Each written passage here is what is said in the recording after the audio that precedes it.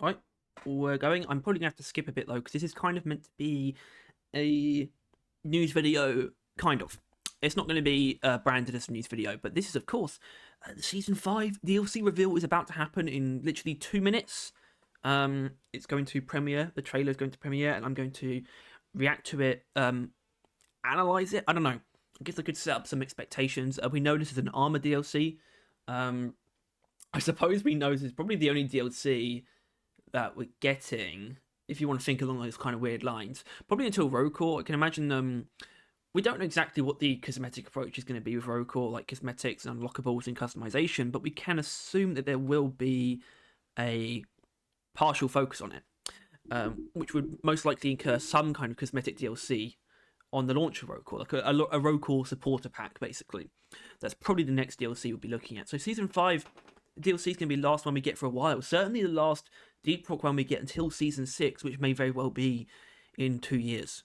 So is there any reason to perhaps expect more from this DLC pack? I don't think so, because we know that it is specifically an Armor DLC.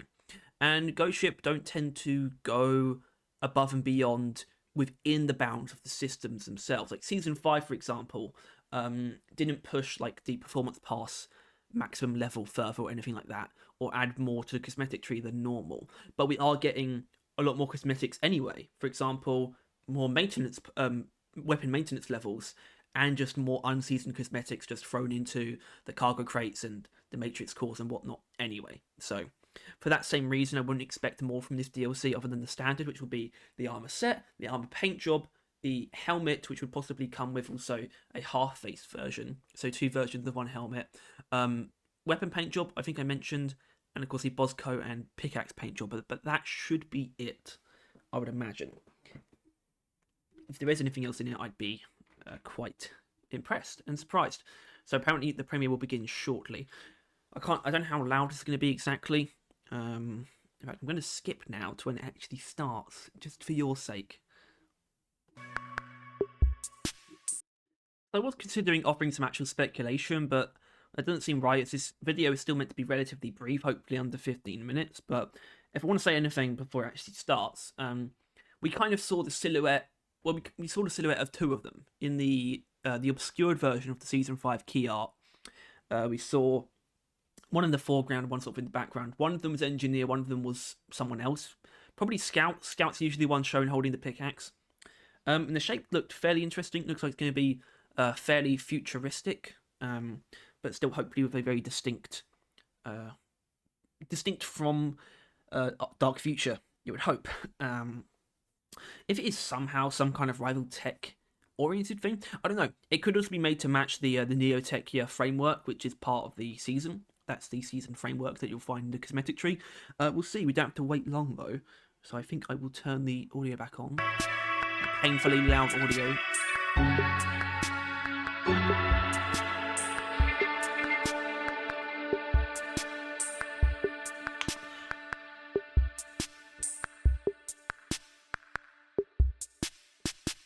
Go. Order of the Deep. Oh. Oh. Oh my. With capes. Which shouldn't be a specific thing, because that's like, I really like that. Actually, the driller one's not too sophisticated, but the actual idea of this is awesome. I think this does give me Reclaimer armor vibes. Yeah, we've got, see, full face and half face. Nice paint job. Looks like a bit like some Water 2 paint job, actually. But I never.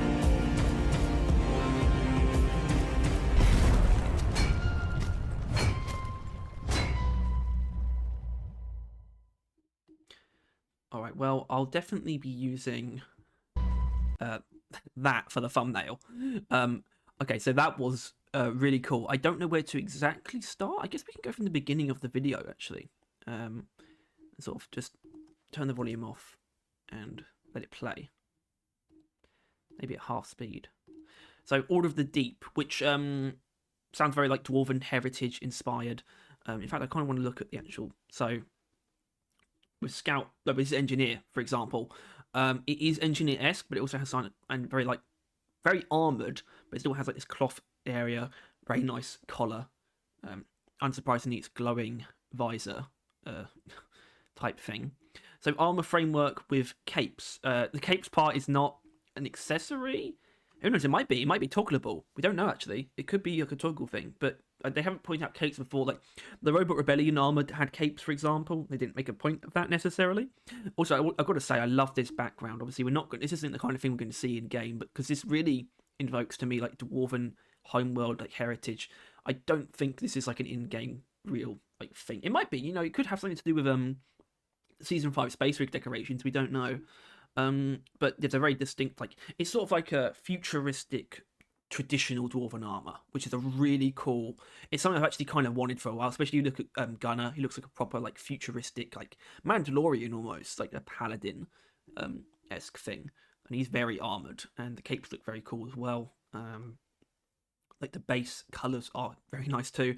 Also, I was right about the half face and full face helmets. Here we have all the capes, so they're actually different capes. So Engineer and Scout have the full capes, while it's Gunner and Driller who have the half capes. So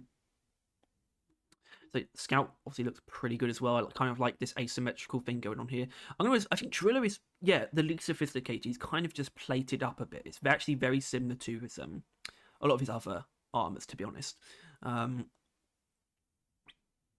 fact, it is actually quite Mark 6 adjacent. It's like Mark 6, but sort of amped up to be this sort of like dwarven tradition. Although the boots look very good on all of them, actually.